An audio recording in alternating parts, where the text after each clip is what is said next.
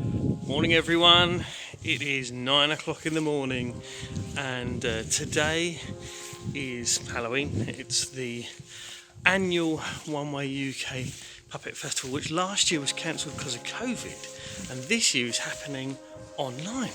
So I've come to work to use the studio for the day so that I can lead some workshops for them. Let's get on with it, shall we? Oh, it's dark in here. Hey, there we are. Chuck the bag down. So this is the filming studio where I work, and green screen and the set for the Young Saints videos that I make. Over here you'll see that there are copious marks on the floor and lights hanging from the ceiling to help us get the effect there on the wall.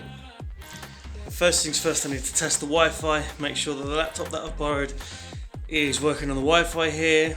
In this room, I know it works in this building, but does it work in this room? Then I need to print off my leader's notes to make sure I say the right thing. And I need to get ready, probably get myself a bottle of water so that, I don't run out of voice halfway through workshops. Right, let's get on with it. Come on, Dave, sort yourself out. Ooh.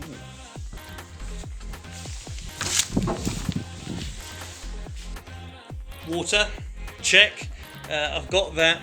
Also here, you will see, I've got my two different PowerPoints that I need for the day up on screen because I've just clicked print on my leader's notes, which should have come out nicely here. Winning. So my first workshop today is creating a unique character for your puppet, and my second workshop is big dreams, small teams. Okay, so I've now printed off my notes plus also the timetable for the day because I don't want to get lost during the day. There's a whole number of different Zoom calls I need to be on for this to make it work, and I don't want to be that guy that's popped off to have some lunch when he's supposed to be back on again. So here we go. Workstation for the day. Oh goodness. There we are. Let's hope this works. I am a terrible one for making these presentations and then scribbling all over them and changing them loads right before I start them. But I kind of, for me, it's all part of the process of getting down on paper what you want to say.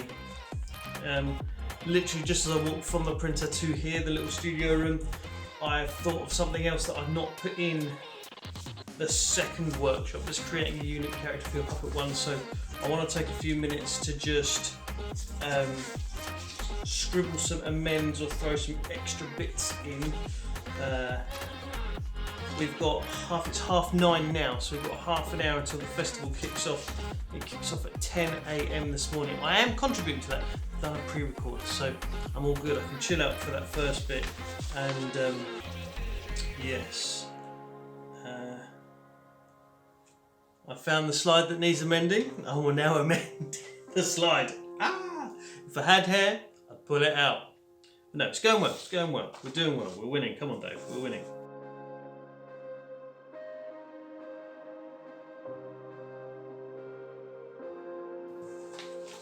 The first two workshops I'm doing pretty much roll from one to the next. One is at 10:30 and it's 45 minutes, and then the next one's 11:30, so that's obviously giving us time to kick everyone off the Zoom call and log into the next Zoom call again, but they're like back to back. That's before lunch, so I need to have my notes done for both of these before we hit the 10 o'clock start time really. So I'm now just thinking, is there one more puppet? I want to get out some puppets. I've already got some puppets there, but I want to get some more to be able to show what I'm talking about. So let's get them done. I'm doing today deliberately on the set of where I make my videos so that people can see the reality of where it is I'm working. Yes, it's an enormous privilege to have this amount of space, but There's nothing that couldn't be achieved in a tiny bedroom. And I know that because I've moved here from a tiny bedroom, which is where I was recording before.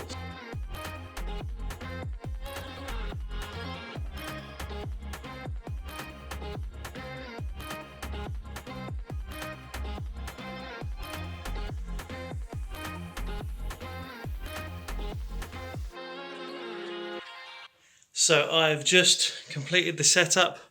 We are waiting on the Zoom call. And today is about to begin. This is rather a funny little rig because the light on the laptop was strobing with the strip lights that are in here. So I just had to put these little light panels up. And I've got that as a backlight so that it looks neat. And we're ready to go. Yeah, should be good. I'm now suitably nervous. I'm sure it'll be fine. Have a good morning, and if you're watching this back, having been on this, wasn't it good? It's now 1 minute past 10. If we were in rugby right now, there would be a lot of nervous shuffling of feet that you'd be able to hear all the way around the auditorium as coats and bags are stuffed hurriedly under chairs, ready for the morning to start. From far and wide, people coming to join us today. So I'm hoping that there won't be any technical problems today. We've got our team of experts here on hand to cam than the earth, so my ways are higher than your ways, and my thoughts are higher than your thoughts.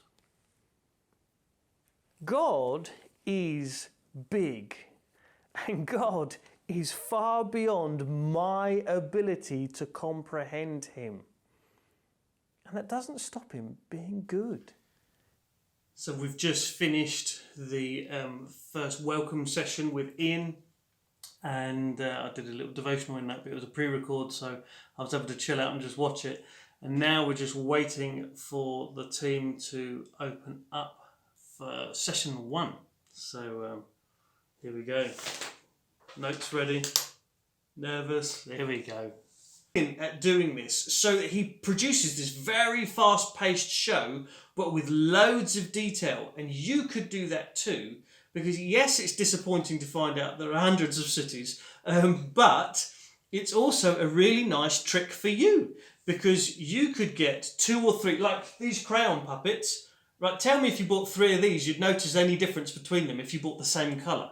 So if you were to buy a cheap puppet and get 3 or 4 versions of it, one with a hat on, one with a different, with a different outfit on. Somehow you might want to decide to dress it up in Christmas gear or whatever. And then you can do your gag about Christmas is coming, drop down, come back up again. And all of a sudden, your Beryl the Crayon puppet is dressed with Christmas paraphernalia in an instant. And people go, well, how on earth did that happen? Well, it happened because you know an old trick of the... Oh, I've just finished the first workshop, and yeah, I think it went well. It is so strange having done these workshops for years and years and years, live and in the room with people. It's so different doing it on Zoom. It's so hard to read people's comments and not read the comments. Obviously I can read, but what I mean is like the feedback. You know how like in the room is very immediate. You can tell so and so's getting bored and we need to move on, and you can tell that this point is good and we need to carry on with it. It's much harder to read that in that feeling, as it were. You will be able to put right side by side there, and you'll just be able to see them next to each other. If not, you will still be able to see everything absolutely fine, I'm sure. Okay, without further ado, over to you, Dave. Okay, thank you, Cam. Hello, everybody. My name's Dave, and today we're going to be talking about creating a unique character for your puppet. And I want to stress right at the top, right at the beginning, this is a practical session. I want to get you guys thinking about your puppets and not just sort of sitting there and listening. So I will ask you questions, and I know it's not necessarily going to be a back and forward like we would normally do in the room, but I want to really challenge you to think about how can we get the most out of either a puppet that you have already or a puppet that you're about to have. Your final word of wisdom on creating a character, making that character stick, and therefore getting your audience to really buy into and love that character, which essentially will build that character up into your shows. Yeah, okay. I think every character needs to have one thing that you can always remember about that character. Pierre is French, right? That is his in, right? The fact that is every time he talks, it comes up. Every time he talks, there's maybe a way he'll mispronounce a word or something like that. Beryl, well, she's completely mad about craft. That's all she's ever going to talk about. I have another character called... he's an Australian character called Alf, and he's from Australia's least famous zoo, or Alf's for short. And so Alf, that's what he's about. And so having one detail about your character, which you manage to drop in every time. Eddie's the most famous donkey in the world, right? Like, the one thing that you can drop in every single time is so helpful. It helps you as the performer, it helps them as the audience, it helps everybody locate this character, and it's almost like we're all deciding to agree that is true about this person. No one's going to argue the toss over whether that is or isn't the right thing to say. It's just you helping to define your character. So is there in your planning one thing that stands out about your character? And it could be that they are the bringer of the memory verse. It could be that they are they are the announcer, that it is the end of the show or the start of the show. I don't know. But is there one thing, one detail, which you can hang your character's hat on to really help define your character? Awesome, Dave. That's great. Thank you very much, everybody. I hope that workshop has been informative and useful and inspiring, and that you are ready to go and find a puppet, pick up a puppet, and create that next new character, or just advance that character that you've already got. That is the second workshop done and dusted. That is my last workshop. That is solo. I've got to be part of a Q&A panel later on, and I've also got to be part of a shared hosted thing with JJ later on as well. But I'm fully confident that he will be taking the lead with that one, because he is like the video puppeteer extraordinaire. So time for lunch. Let's eat.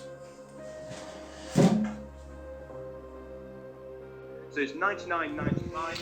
It is the lunch break, and David Jones is just demoing the new product launches for One Way UK, and I am off to recharge my water bottle because I've been talking all morning and I'm nearly out of juice. So yeah, here we go.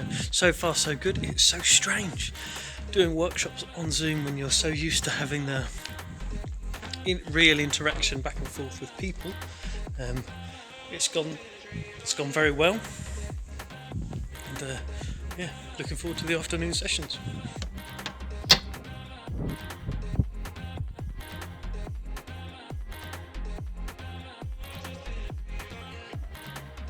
Lunch is over with, lunch is done, and I am sitting with my puppets, waiting for the afternoon to kick off. The next workshop session is either advanced lip sync with JJ Graves or exploring storytelling with the one and only Bob Hartman. I'm going to sneakily watch JJ because I'm doing a workshop with him later on, and it'd be nice to know if there's anything I can pick up on and use later. But I'm going to throw it to Cam. No, thanks, JJ. That was phenomenal. JJ's just finishing up. anything about We're on next. in a We are just waiting to start the Q&A. Should be good. One thing I like about Q&As is you never know what's going to happen, and also you know, as far as you're able to, you are answering the questions that people actually have. With workshops, there's always a little bit lucky dip, isn't it? It's what you've prepared, and hopefully that scratches where people are itching. Whereas when you're doing Q&As, hopefully you're really dealing with the questions that people actually have. So. Good afternoon, everybody. Our video is just about to be loading up. Hopefully you can hear us loud and clear. Whoa! Hey, we can see everybody now. Welcome, everybody. There's going to be a few people just joining in and joining in the meeting a little bit later on as well. So Jacob's going to be on that one. Make sure that everybody who's going to be a part of this can be. Now, before we get started with our very, very special Q&A panel, which is going to be brilliant. If you can start thinking, if you've got any kind of questions that you want to ask Bob Hartman, Dave Hellier, JJ Graves, or Cam Welsh, you can start dropping them into the live chat right now, and we'll be able to pick those up live. We've got some questions already that people added on to their bookings as they were making bookings for the festival. So in a sense, you do the act, you do the line, and then there's the action. And then, I say to people, look, okay, you've done it once, then do it again. In a sense, you kind of taught the children how to do it the first time. Well, that is Q&A panel done, and I need to stretch my legs. I've been sat in this chair all day now, and I'm very much looking forward to this next workshop, because in this next workshop I get to move around. It's going to be on video puppetry, and I'm going to be walking people through the 3 different camera setups which I use. So that means I get to walk. That means I don't have to sit down. I'm very excited by that. Probably a bit too excited.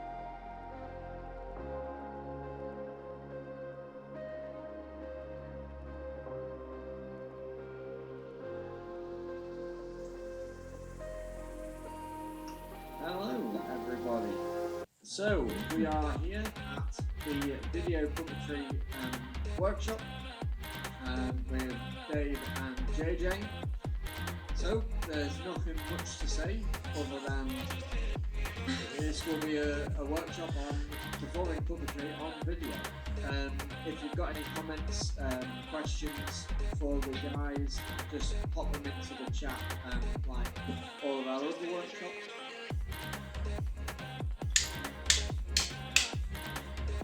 Right, here we go then. We are turning off the lights because all the workshops are done. Nice. Everything that I need to contribute for this weekend's workshop has been done, completed. Yeah, wow. It's been really good fun. It's one of those things you don't realise, how much work it's going to be, and almost how much fun it's going to be. Also, how much fun it's going to be. Sorry, until you actually give it a go. So, I've really enjoyed doing that today. It's been very nice to work with the different contributors, and I think I'm ready for a rest now.